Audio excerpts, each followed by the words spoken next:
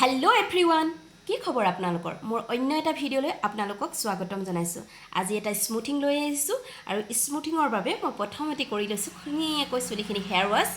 আৰু পিউৰিফাইন শ্বেম্পু দি পিনি হেয়াৰ ৱাছটো কৰি লৈ এতিয়া আমি চুলিখিনি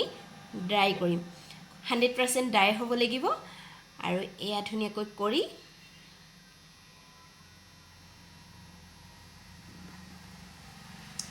এতিয়া আমি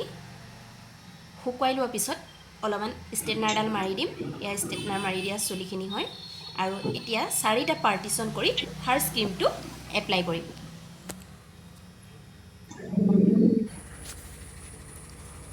ফাৰ্ষ্ট ক্ৰীমটো ধুনীয়াকৈ মাল্টিপ্লাই কৰি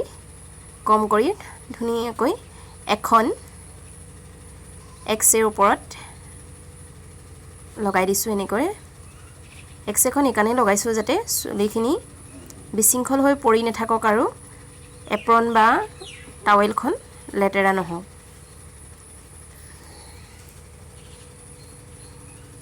এনেদৰে 1 ইঞ্চি তলত ধুনীয়াকৈ ক্ৰীমটো চাৰিওফালে ধুনীয়াকৈ লগাকে এপ্লাই কৰি দিছোঁ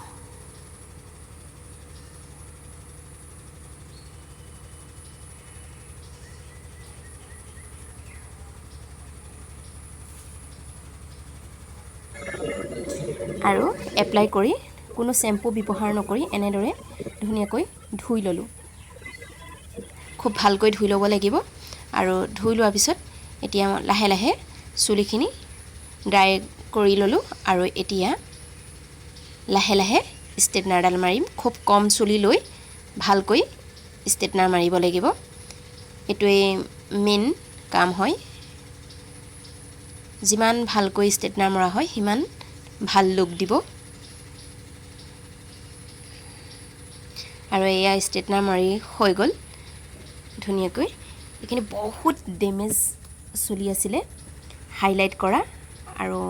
এই চুলিত কেনেদৰে ৰিজাল্ট হয় আপোনালোকে চাই যাওক এয়া আমি সেকেন্ড ক্ৰীম এপ্লাই কৰি আছোঁ